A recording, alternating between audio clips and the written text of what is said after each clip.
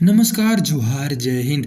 झारखंड के 25 सबसे बड़ी खबरों को जानने के लिए इस वीडियो को पूरा देखिए और झारखंड में क्या क्या घटनाएं हो रहे हैं सभी को मैं इस वीडियो के माध्यम से आपको बताने वाला हूं। तो चलिए इस वीडियो को स्टार्ट करते हैं। सबसे पहले जो खबर निकल के आ रही है, गिरिडीह जिले के बागोदर थाना क्षेत्र में दिन दहाड़े एक चैन स्नैचिंग घटना ने इलाके में सनसनी फैला दी है। जानकारी के अनुसार बागोदर बाजार स्थित साईं मंदिर के पास मंगलवार को बाइक सवार दो बदमाशों ने शिक्षिका मंजू देवी के गले से सोने की चैन छीन ली और हजारीबाग की ओर फरार हो गए।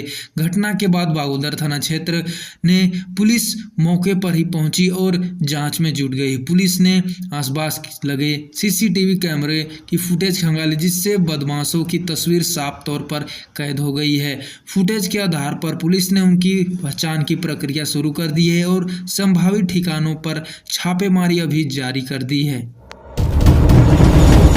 रामगढ़ जिले के जागेश्वर ओपी क्षेत्र में सोमवार देर रात एक दर्दनाक घटना सामने आई, जब हाथियों की एक झुंड ने दो युवकों को कुचलकर मार डाला। यह हादसा बोकारो से सटे तिलैया अंडरग्राउंड रेलवे क्रॉसिंग के पास हुआ। मृतकों की पहचान प्रकाश महतो और चरकू महतो के रूप में हुई है। दोनों युवक किसी काम से देर रात गांव लौट रहे थे, तभी अचानक हाथियों का झुंड उनके सामने आ गया। स्थानीय लोगों के मुताबिक अंधेरा और जंगल का इलाका होने के कारण दोनों को बचाने का मौका नहीं मिल पाया, जिससे उनकी मृत्यु हो गई।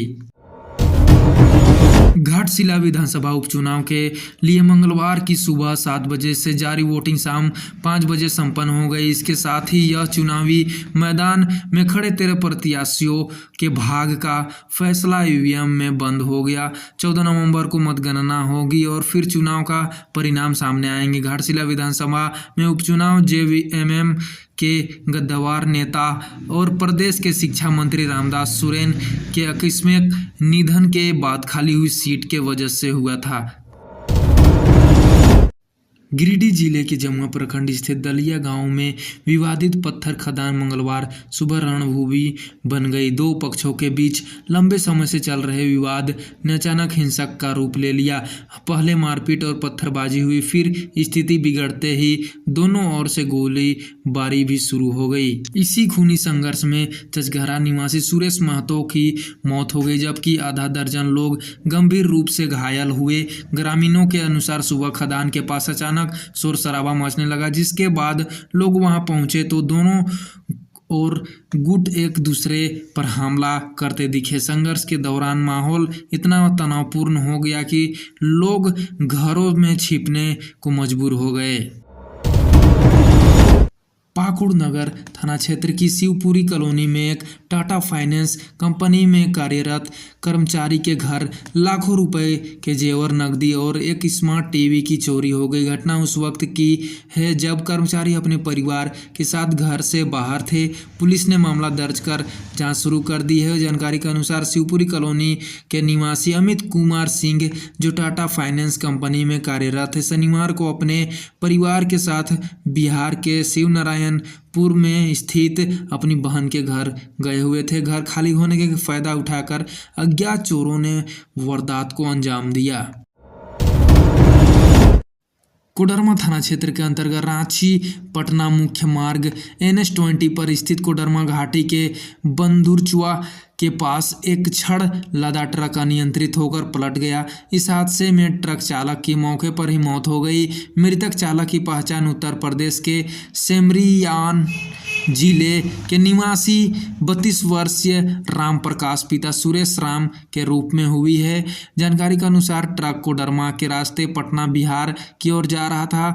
बंदुरचुआ के पास एक तीखे मोड़ पर सामने आकर रहे एक वाहन को बचाने के प्रयास में ट्रक अनियंत्रित हो गया। इसके बाद वह सड़क किनारे खाई में जा गिरा, जिससे चालक राम प्रकाश की घटना पर ही तुरंत मौत हो गई। चाईबासा पुलिस ने नशे के खिलाफ चलाए जा रहे अभियान के तहत एक बड़ी सफलता हासिल की है। सदर थाना क्षेत्र में पुलिस ने अवैध ब्राउन शुगर की बिक्री के आरोपी को रंगे हाथों गिरफ्तार किया है। एसपी अमित रेणु को सदर थाना क्षेत्र में ब्राउन शुगर की खरीद बिक्री की गुप्त सूचना मिली थी। इस सूचना पर तत्काल कार्रवाई करते हुए एसपी ने अनुमंडल पुलिस पदाधिकारी सदर चाईबासा के नेतृत्व में एक विशेष छापामारी टीम का गठन किया और तुरंत ही सभी आरोपियों के पास जाकर छापेमारी की और उन्हें गिरफ्तार कर लिया। चतरा थाना क्षेत्र के नंगवा मोहल्ला में मंगलवार सुबह चोरी ने नंदलाल यादव के घर में सेंधमारी कर लगभग 14 लाख रुपए की संपत्ति चोरी कर ली। चोर ने दीवार तोड़कर घर घुसे थे। चोरों ने अलमारी का ताला तोड़कर 8 लाख रुपए नगद और 6 लाख रुपए मूल्य के सोने चांदी के गहनों सहित अन्य कीमती सामान चुरा लिया। कुल मिलाकर लगभग 14 लाख रुपए की संपत्ति चोरी हो गई।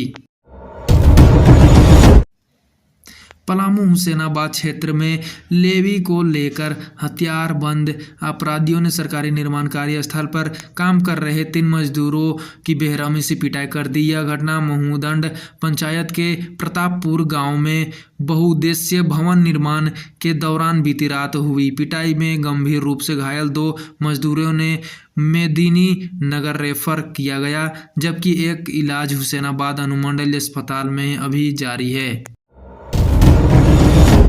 पलामू जिले के मेदिनी नगर में पुलिस ने सोमवार को नेशनल हाईवे 39 पर सिंगरा कला के पास 2 युवकों को ब्राउन शुगर के साथ गिरफ्तार किया। उनके पास से लगभग 21 ग्राम ब्राउन शुगर, एक मोबाइल फ़ोन और 2,660 रुपये नगद बरामद किए। एसपी को सोमवार को सूचना मिली थी कि एक काले रंग की बाइक पर सवार 2 युवक ब्राउन शुगर लेकर मेदिनी नगर की ओर जा रहे हैं। सूचना पर सदर थाना प्रभारी लालजी को अपने थाना क्षेत्र वाहन चेकिंग का निर्देश दिया और दोनों युवकों को पकड़ लिया गया। दक्षिण पूर्व रेलवे जोन के शालीमार स्टेशन पर विकास कार्यों के कारण टाटानगर से होकर चलने वाली शालीमार कुर्ला एक्सप्रेस के अप डाउन 7 फेरा 13 से 23 नवंबर के बीच और ज्ञानेश्वरी एक्सप्रेस के 3 फेरा रद्द कर रहे हैं। टाटानगर में दोनों ट्रेन नवंबर में अलग अलग तिथियों पर रद्द रहेगी। इन दोनों ट्रेनों के रद्द होने से टाटानगर से हावड़ा और राउरकेला, बिलासपुर, दुर्ग, नागपुर और मुंबई की ओर जाने वाली सैकड़ों यात्रियों को परेशानी हो सकती है। झारखंड राज्य की स्थापना 25 साल पूरे हो चुके हैं। इस मौके पर पूरे राज्य में रजत जयंती समारोह मनाया जाएगा। यह समारोह राज्य भर में 18 दिनों तक चलेगा। इसमें अलग अलग दिन कार्यक्रम होंगे। पूरे आयोजन को झारखंड 25 नाम दिया गया है। आज रन फॉर झारखंड के से इस रजत जयंती समारोह की शुरुआत हो गई। रन फॉर झारखंड के तहत राज्य के सभी जिलों में दौड़ का आयोजन भी किया जाएगा। बोकारो के चास स्थित चास कॉलेज में मंगलवार को उस समय हड़कंप मच गया जब महिला स्टाफ को वॉशरूम से लगभग 6 फीट लंबा धामिन सांप पकड़ा गया। यह घटना दोपहर के भोजन के समय की हुई। कॉलेज की एक महिला कर्मचारी जब वॉशरूम में गई तो उसे अंदर से कुछ हलचल महसूस हुई। करीब से देखने पर उन्होंने एक बड़ा धामिन सांप देखा, जिससे वे भयभीत हो गई। उसके बाद वहाँ पे छात्रों की संख्या बढ़ गई। उसके बाद स्नेक कैचर को बुलाया गया और उस सांप को पकड़ लिया गया। हजारीबाग पुलिस लाइन में मंगलवार को 20वीं उत्तरी छोटा नागपुर क्षेत्रीय पुलिस खेलकूद प्रतियोगिता 2025 का उद्घाटन हुआ। 3 दिवसीय इस आयोजन में हजारीबाग, कोडरमा, रामगढ़, चतरा और गिरिडीह जिलों की पुलिस टीम हिस्सा ले रही है। कुल 242 पुलिसकर्मी विभिन्न खेलों में अपनी प्रतिभा का प्रदर्शन करेंगे। प्रतियोगिता का शुभारंभ उत्तरी छोटा नागपुर प्रक्षेत्र बोकारो के पुलिस महानिरीक्षक सुनील भास्कर ने किया। झारखंड विधानसभा 22 नवंबर को अपनी 25वीं वर्षगांठ मनाएगा। वर्षगांठ को खास बनाने की तैयारी चल रही है। झारखंड विधानसभा की स्थापना दिवस कार्यक्रम को 2 सत्रों में आयोजित करने का निर्णय लिया है। पहले सत्र में विभिन्न क्षेत्रों में विशिष्ट पहचान बनाने वाले लोगों और शहीदों के आश्रितों को सम्मानित किया जाएगा। वहीं दूसरे सत्र में सांस्कृतिक कार्यक्रम को आयोजित किया जाएगा। स्थापना दिवस कार्यक्रम को लेकर अभी से तैयारियां शुरू कर दी गई है, जिसमें विधि व्यवस्था से लेकर यातायात व्यवस्था शामिल है। सांस्कृतिक कार्यक्रम में बॉलीवुड सिंगर संदेश से आते हैं। फेम गायक रूप कुमार राठौड़ परफॉर्म करेंगे। हास्य कवि दिनेश बावरा भी आएंगे। आज घाटशिला में चुनाव है। इसी 4 नवंबर को प्रख्यात फिल्म ऋत्विक घटक की 100वीं जयंती मनाई गई। ऋत्विक का झारखंड से गहरा लगाव रहा है, खासकर घाटशिला से। उन्होंने फिल्म बेदनी, जिसे अरूप कथा नाम से भी जाना जाता है, की शूटिंग के लिए 1952 में अपनी यूनिट के साथ घाटशिला का दौरा किया था। स्वर्णरेखा नदी के किनारे लगभग 20 दिनों तक शूटिंग की भी चली थी।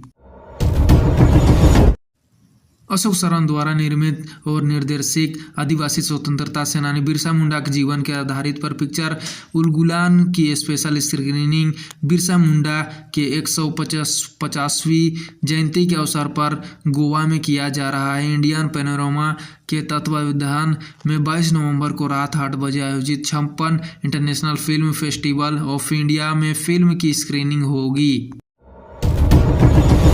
झारखंड हाईकोर्ट में राज्य के नर्सिंग होम और अस्पतालों से निकलने वाली बायोमेडिकल वेस्ट के सुरक्षित निष्पादन को लेकर दायर जनहित याचिका पर सोमवार को सुनवाई हुई।